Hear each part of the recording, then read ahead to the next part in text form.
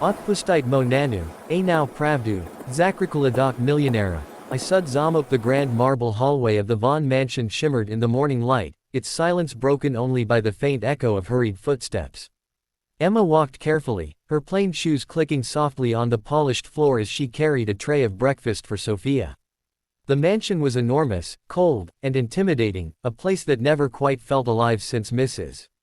Vaughn's passing 2 years earlier. She paused at the door to Sophia's room, listening to the quiet sobs of a child who had lost her mother far too soon.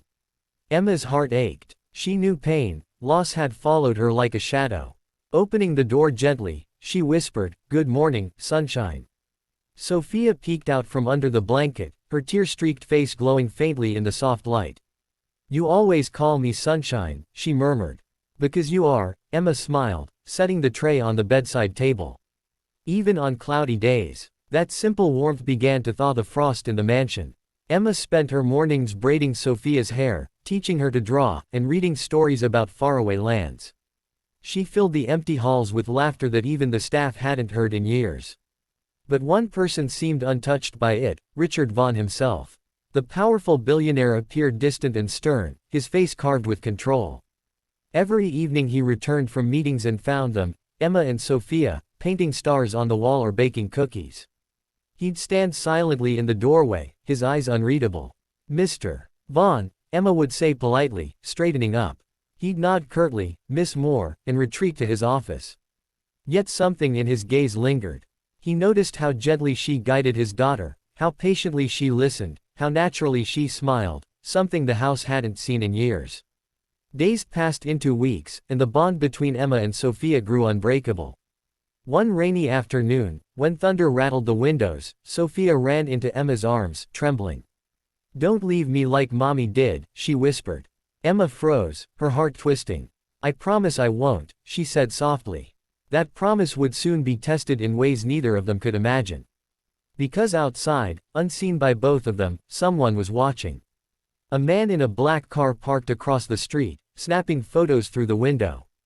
He was waiting for the perfect moment to strike and destroy everything Emma had built in this fragile new home. The storm that night hadn't stopped with the rain, it had seeped into the heart of the Vaughan mansion. The next morning, the house was buzzing with tension. Whispers passed between maids, glances traded between security guards. Something had happened, something everyone felt but no one dared to say. Emma entered the kitchen, her hands trembling slightly as she prepared Sophia's breakfast. She noticed how the staff avoided her eyes. Mrs. Harris, the longtime housekeeper, didn't even greet her. "Good morning," Emma said softly. Silence answered. Moments later, the head of security appeared at the door. "Mr. Vaughan wants to see you." Now, Emma's stomach dropped. She followed him through the long corridor to Richard's office, her heart thudding in her chest. The air grew heavier with each step. When she entered, she saw Richard standing by the window, his jaw tight, his back straight as a soldier's. On his desk lay a velvet box, empty, and beside it, a printed photo of Emma holding a glittering diamond bracelet. Her knees nearly gave out. "Mr. Vaughan, I can explain." "Explain." His voice was cold, restrained. "This bracelet belonged to my late wife. It's missing. And the camera in the storage room shows you taking it." Emma's mouth opened, but no words came. She remembered the moment clearly. Sophia had found the bracelet while playing and asked her about it. Emma had picked it up, planning to return it to its case, but got distracted when the child fell. She had never even left the room with it. "Sir, I didn't steal anything," she pleaded. "Sophia found it. Don't involve my daughter in your lies." His tone cracked like ice. "I trusted you with her. And you betrayed that trust." Her eyes glistened with tears. "Please, listen to me. That bracelet, your wife gave it to me once, years ago. I didn't realize." He turned sharply. "My wife. You knew her." Emma froze. The truth sat heavy on her tongue, but she couldn't speak it, not yet. The memory of that night years ago still haunted her. A car crash, a crying child, and a woman she had saved. That woman was Richard's wife. Before she could gather her thoughts, 2 police officers entered the room.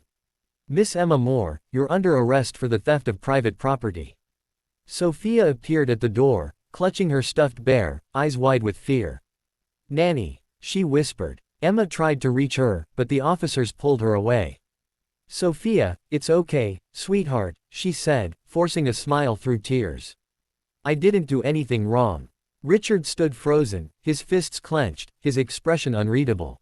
The child's cries echoed through the hall as the front doors closed behind Emma, the sound of rain beginning again outside, soft, steady, and merciless. The night Emma was taken away, the mansion became unbearably silent. The laughter that once danced through the halls was gone, replaced by an emptiness that even the ticking of the grand clock couldn't fill.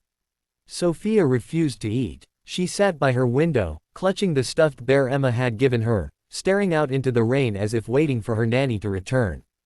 Downstairs, Richard sat in his study, a glass of untouched whiskey beside him. The bracelet, now recovered from the police's evidence, lay on his desk, glimmering under the faint light. He turned it over in his hand, his mind clouded. Something about Emma's words wouldn't leave him. "Your wife gave it to me once." But how could that be? His wife, Clara, had never mentioned anyone named Emma Moore. Or had she? He tried to remember, but grief blurred the past. Meanwhile, in a small cell at the local station, Emma sat on a metal bench, her fingers trembling as she thought of Sophia. The child's cry still rang in her ears. She had no lawyer, no family, and no one to believe her story. Only one thing gave her strength, the memory of Clara's soft smile years ago, and the letter she'd once promised to keep safe. 2 days later, Sophia couldn't bear it anymore. She snuck into her late mother's dressing room, a place no one had entered since her death. The air smelled faintly of perfume and roses. As she climbed onto a stool to reach the top shelf, a small wooden box fell and burst open, scattering papers. Among them was a letter, its ink faded but words still clear. "To Emma Moore, for saving my life and my daughter's. This bracelet belongs to you, as a token of my eternal gratitude. If Richard ever doubts you, show him this letter." Sophia's small hands shook as she held it. Her mother's handwriting, her nanny's name, the truth. She ran down the hall, shouting for her father. "Daddy, Daddy, look." But Richard was on a call, his voice sharp and distant. When she thrust the letter toward him, he barely glanced before waving her away. "Not now, Sophia. Go play." Tears welled in her eyes. "You don't understand. Mommy knew Emma. She gave her the bracelet." But Richard wasn't listening. His business meeting mattered more than the cries of a child desperate to defend the woman who'd loved her like a mother. That night, Sophia hid the letter under her pillow. Her heart burned with determination. If no one believed her, she'd make them. Somehow. And far away, in her cold cell, Emma whispered to herself, "She's brave, just like her mother." Neither of them knew that soon, very soon, Sophia's courage would shatter the silence of an entire courtroom. The day of the trial dawned gray and heavy, as if the sky itself felt the weight of what was about to unfold. Outside the courthouse, reporters crowded near the marble steps, cameras flashing as police escorted Emma through the crowd.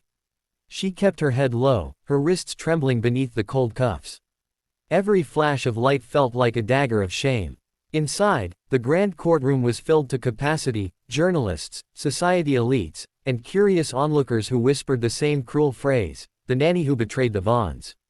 Richard sat at the front, his expression as unreadable as ever, dressed in a perfectly tailored black suit.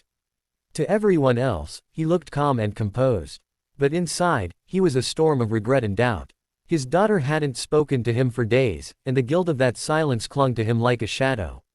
Sophia sat beside the family lawyer, small and pale, her legs swinging nervously.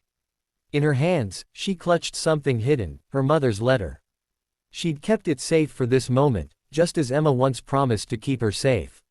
When Emma entered, her eyes immediately found Sophia. The little girl tried to smile, but her lips quivered. Emma gave her a small nod, a silent promise that no matter what happened, she wasn't angry, just heartbroken. The prosecutor rose first, his voice cutting through the murmurs. "Emma Moore, trusted nanny of the Vaughn family, is accused of stealing a diamond bracelet valued at over $2 million, property of the late Mrs. Clara Vaughn." Emma's lawyer, a tired public defender, barely looked up from his papers. "My client maintains her innocence," he said quietly. "Do you have proof?" the judge asked. Emma's hands twisted in her lap. "I didn't take it," she said softly. "Mrs. Vaughn gave it to me before she passed. I tried to tell Mr. Vaughn, but..." The prosecutor cut her off sharply. Convenient. The only witness who could confirm that is deceased. Sophia's eyes filled with tears. She wanted to scream, to shout that he was wrong. But everyone around her told her to stay quiet, to be a good girl. Then the evidence was presented, the video footage. The screen flickered to life, showing Emma entering the storage room, picking up the bracelet, and leaving. Gasps rippled through the room. Richard's jaw clenched. He remembered the way she had pleaded that day. Still, the image looked damning. The judge leaned forward. "Miss Moore, do you have any proof of ownership?" The courtroom went silent. Emma's lips trembled. "No," she whispered. A low murmur spread through the audience, disappointment, judgment, disbelief. And then, suddenly, a small voice cut through the noise. "I have proof." Everyone turned. Sophia stood up, trembling but fierce, holding a folded letter above her head. The bailiff moved toward her, but she stepped forward, her voice rising. "Let go of my nanny.